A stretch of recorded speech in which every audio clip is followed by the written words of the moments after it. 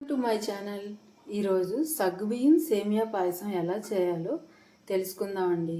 ఈ సమ్మర్ సీజన్లో సగ్గుబియ్యం తాగితే ఒంటికి చలవ, అలాగే మన ఇంట్లో ఉన్న వేడి కూడా తగ్గిపోతుంది. అలాగే ఈ పాయసాన్ని చల్లగా సర్వ్ చేసుకోవాలంటే ఇలా చేసుకున్న తర్వాత కాసేపు ఫ్రిడ్జ్లో పెట్టుకొని చల్లగా అయినా సర్వ్ చేసుకోవచ్చు, లేదంటే వేడివేడిగా అయినా సర్వ్ చేసుకోవచ్చు. ఎలా అయినా సరే ఈ సమ్మర్లో ఈ సగ్గుబియ్యం పాయసం తినడం వల్ల మన ఒంట్లో ఉన్న వేడి తగ్గి ఒంటికి చలవ చేస్తుందండి. ఇప్పుడు ఈ సగ్గుబియ్యం పాయసం ఎలా చేయాలో తెలుసుకుందాం. ఇప్పుడు సగ్గుబియ్యం పాయసం కోసం ఇలా 6 గ్లాసులు పాలు గిన్నెలో పోసుకొని ఇలా వేడి చేసుకోవాలండి. మీడియం ఫ్లేమ్లో పెట్టి పొంగొచ్చే వరకు కాసుకోవాలి. ఇలా పాలు వేడైన తర్వాత ఇలా ఉడుకుతున్నప్పుడు ఇప్పుడు 1 గ్లాసు సగ్గుబియ్యాన్ని యాడ్ చేయాలి. ముందుగానే సగ్గుబియ్యాన్ని 1 గంట పాటు నాననివ్వాలండి, అప్పుడు త్వరగా ఉడుకుతాయి. 1 గంట నానబెట్టుకొని కడిగి ఇలా యాడ్ చేయాలి.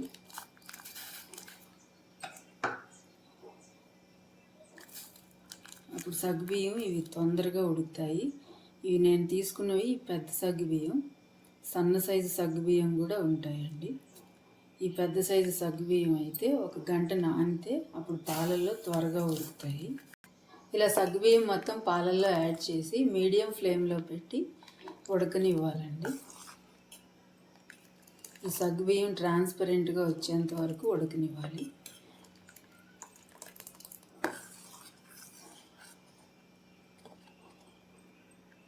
ఇప్పుడు ఇలా ఉడుకుతున్నాయి కదా, ఇప్పుడు దీనిలోకి సేమియాలు కూడా యాడ్ చేయాలి. సేమియా సగ్గుబియ్యం పాయసం కదా, మనం 6 గ్లాసులతో పాలు తీసుకున్నాం. ఏ గ్లాస్తో అయితే పాలు తీసుకున్నామో అలాగే అదే గ్లాస్తో సగ్గుబియ్యం యాడ్ చేసాం. ఇప్పుడు అదే గ్లాస్తో 1/2 గ్లాసు సేమియా యాడ్ చేయాలి. ఈ సేమియా ముందుగానే నెయ్యిలో డీప్ ఫ్రై చేసుకొని బ్రౌన్ కలర్ వచ్చేంత వరకు పక్కన పెట్టుకోవాలండి. అలా పక్కన పెట్టుకుని ఈ సేమియాని నేను దీనిలోకి యాడ్ చేస్తున్నాను.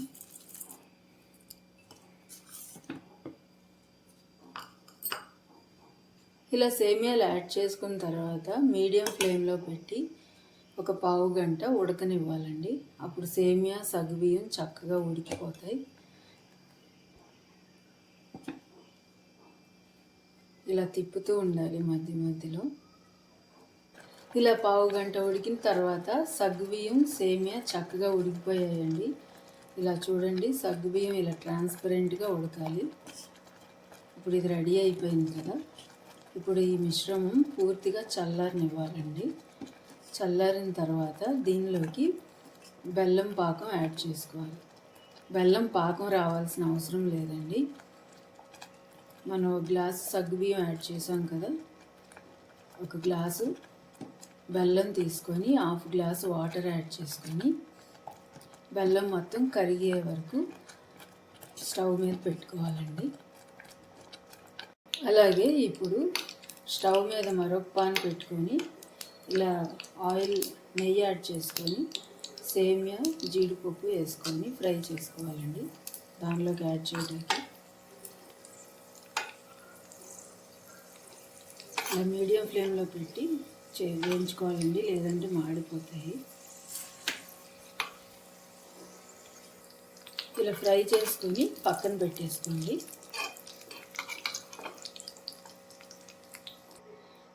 ఇప్పుడు ఈ పాయసం చల్లారిపోయింది కదండి, ఇప్పుడు దీనిలోకి బెల్లం పాకం యాడ్ చేద్దాం. ఇలా స్టవ్ ఆఫ్ చేసిన వెంటనే బెల్లం పాకం యాడ్ చేయకూడదండి, ఇరిగిపోతాయి. ఇలా కాస్త 5 నిమిషాలు చల్లారిన తర్వాత అప్పుడు యాడ్ చేస్తే బాగుంటుంది. నేను బెల్లం పాకం ముందుగానే తీసి పెట్టుకున్నానండి. బెల్లం పాకం పట్టుకొని ఏం లేదు, బెల్లం ఎంత వేస్తాం, 1 గ్లాసు బెల్లం వేయాలి ఈ పాయసంలోకి. 1 గ్లాసు సగ్గుబియ్యం తీసుకున్నాం కాబట్టి 1 గ్లాసు బెల్లం వేసి 1/2 గ్లాసు వాటర్ యాడ్ చేసి బెల్లం మొత్తం కరిగిపోయిన తర్వాత వడపోసుకొని దీనిలోకి యాడ్ చేయాలి. నేను ఈ బెల్లం పాకం ముందుగానే తీసి పెట్టుకున్నాను కాబట్టి నేను అది చూపించట్లేదు, ఇలా యాడ్ చేసేస్తున్నాను.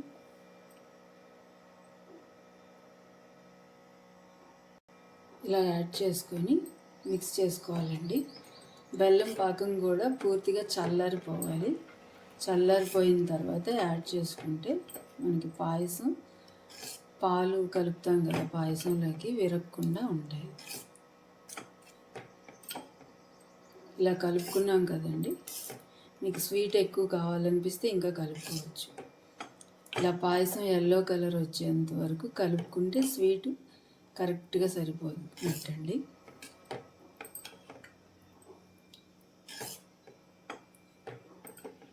ఇలా కలుపుకొని బాగా యాడ్ చేసుకోవాలి. ఇప్పుడు దీనిలోకి ముందుగానే మనం ఫ్రై చేసి పెట్టుకున్నాం కదా డ్రై ఫ్రూట్స్, నేతిలో జీడిపప్పు, కిస్మిస్ అవి యాడ్ చేసుకుందాం.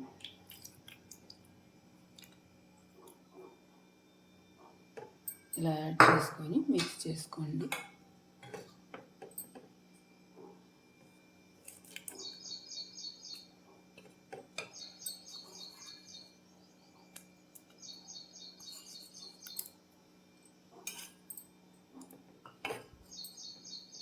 అంతేనండి, వెరీ హెల్దీ అండ్ టేస్టీ సేమియా సగ్గుబియ్యం పాయసం రెడీ అయిపోయిందండి.